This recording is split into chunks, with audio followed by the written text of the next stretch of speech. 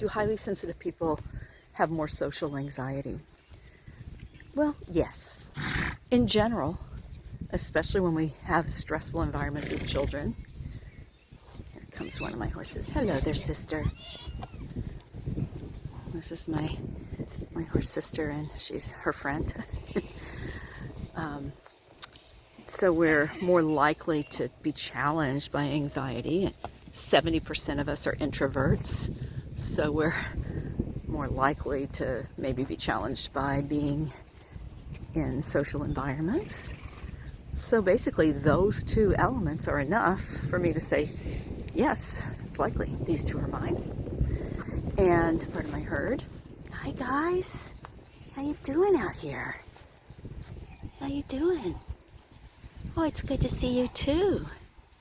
Hello there. Such a good boy. This one, don't be alarmed, he's a loud breather. Does anybody sleep with a loud breather? If you're highly sensitive and you sleep with a loud breather, you probably have a little bit of a sleep problem. We can talk about that in another video. So what do you do about the social anxiety? Well, we're going to have an exercise about it in the shift course in Module 4. So I'll leave that for then. But I'm going to give you 3 tips for managing social anxiety as a highly sensitive person. First of all, it's kind of the same tip that we have about anything that comes up. And that is, go into your environments prepared. Be healthy. Be at optimal level of arousal when you have to socialize. When you know that you're going to be in an environment. And plus, you know what? You need friends. So you need to be able to work with it. And so how do you get to optimal level of arousal? Well, you use the tools. I teach you a lot of them. You move a lot, you eat well, you do things that make you feel like your best self, right? So going into these environments that cause you social anxiety in your best state is the number one most important thing that you can do. Oh, here's this young filly who's just about a little more than a year old next to my little wild Mustang. That would be sweet if they'll be friends. They're about the same size right now. I'm sure she'll outgrow him. Tip number 2 for social anxiety. Acknowledge it. Acknowledge that social environments cause you some stress. You know, I just traveled on my own in France for 3.5 weeks, and I knew I was going to have to extrovert more than I was comfortable doing in order to get my needs met, and I was so bummed about it.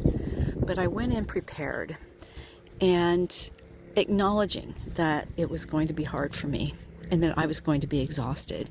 So I planned a really good balance of alone time and stretch, comfort and stretch.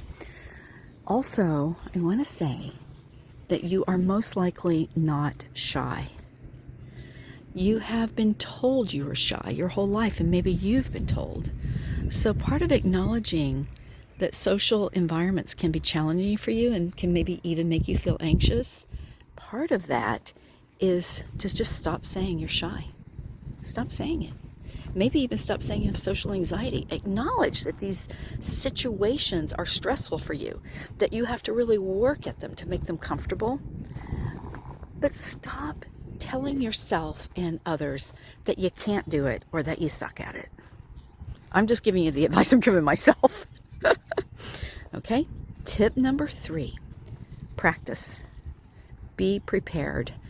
I think I have a video called Prior and Proper Preparation, and it comes from a horse trainer, but it's true in all walks of life, and it's more true for highly sensitive people, or it should be more in play for highly sensitive people than it is for other people. So prior and proper preparation means practice the interactions that you're going to have. Write out, make a plan for communicating in an environment that you have to go into to be social, so that you know what you're going to say ahead of time. What's really helpful, actually, is to make a list of 5 questions you could ask another person, things that you might actually be interested in knowing, and 5 statements that you could say about yourself, just little mini stories. So those are your 3 tips. Let me review them for you. 1, go into social environments or stressful environments as your best self at optimal level of arousal. 2, acknowledge that you are challenged by social environments. And also, stop saying you can't do it or that there's something wrong with you. Acknowledge that these are challenges and these challenges are normal for you. And 3, prior and proper preparation. Practice what you will say and how you will behave. Make a plan so that when you go into them, it's not winging it. Because I don't know about you, but anytime I have to wing things, I'm very likely to have some anxiety. So I hope these 3 tips are helpful. This is Alane Freund, your international consultant on high sensitivity. And wherever you're seeing this, I hope you'll either follow or subscribe. Thanks so much. Bye now.